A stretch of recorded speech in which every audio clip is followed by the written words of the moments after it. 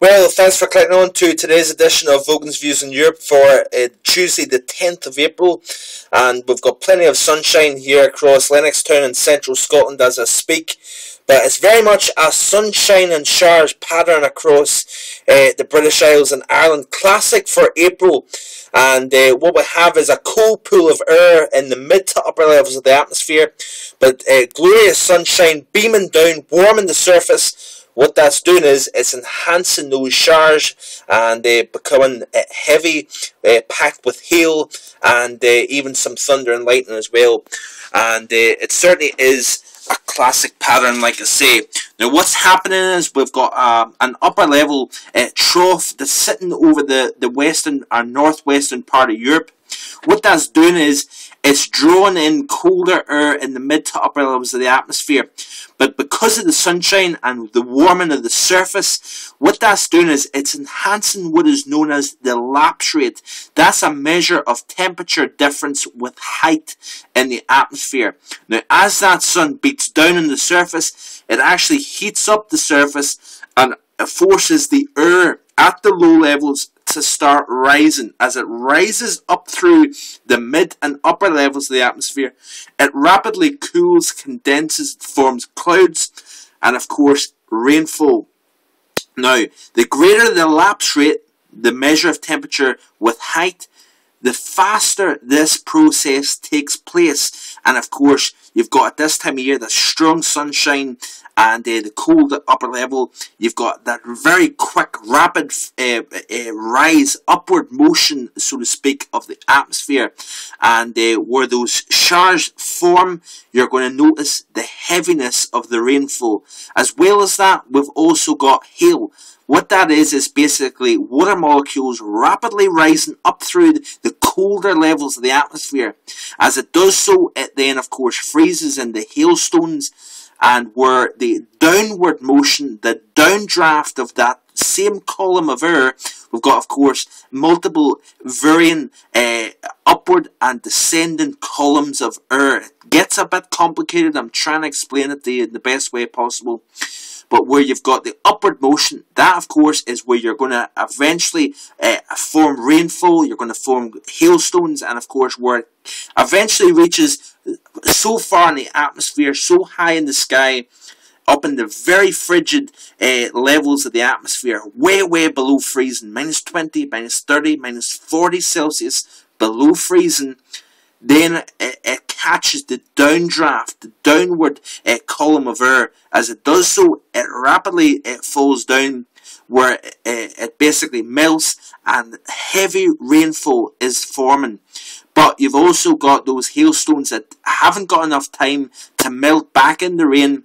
Therefore, we see hailstones, and of course that downdraft is very strong because of that lapse rate being large, very large contrast. But certainly we've got a very interesting setup here, that colder pool of air over the British Isles and Ireland, and where the sun shines, you're noticing the heat of the sun, temperatures 12 to 14 Celsius.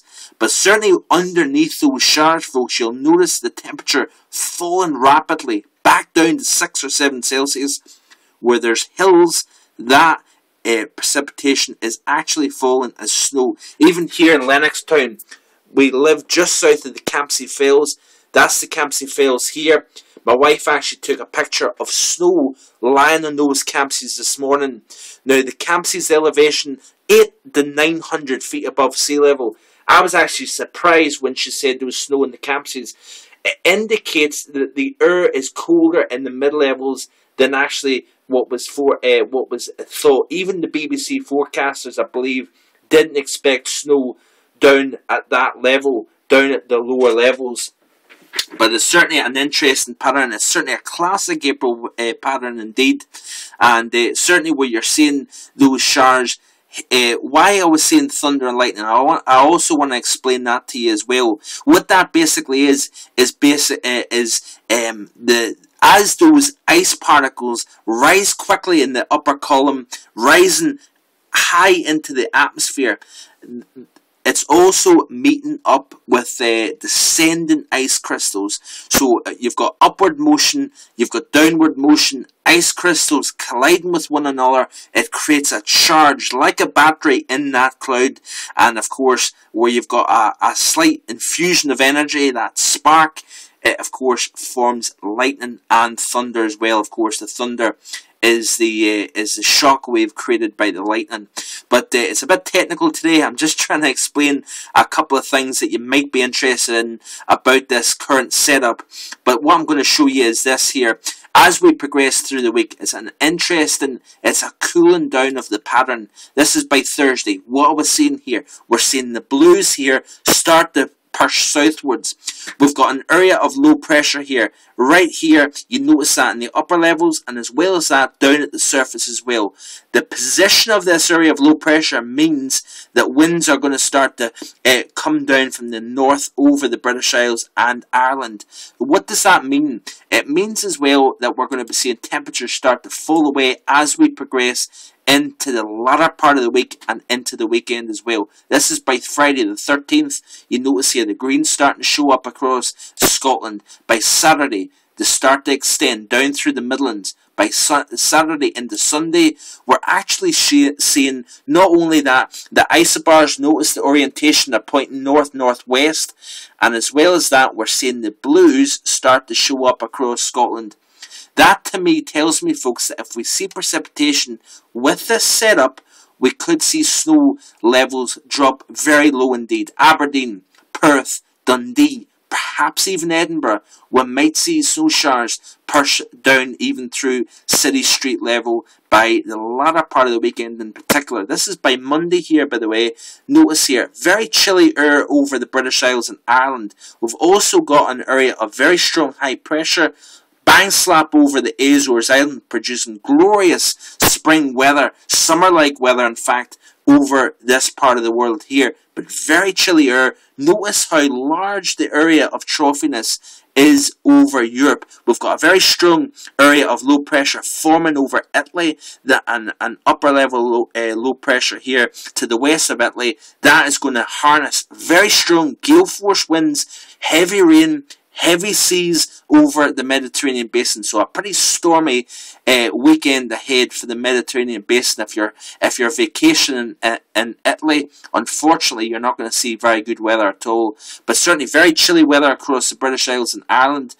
Monday into Tuesday of next week, we've still got that chilly weather. We're basically in that zone between high pressure, trophiness. We could see some pretty messy weather across the British Isles and Ireland next week. So certainly keep checking back to my forecast. I'll try and keep you up to date, but certainly it will be a sunshine and shower week. Watch out for those snow levels starting to drop off at the end of the week, and I'll try and keep you posted with the very latest. Hope you have a great day wherever you are, folks. Bye-bye.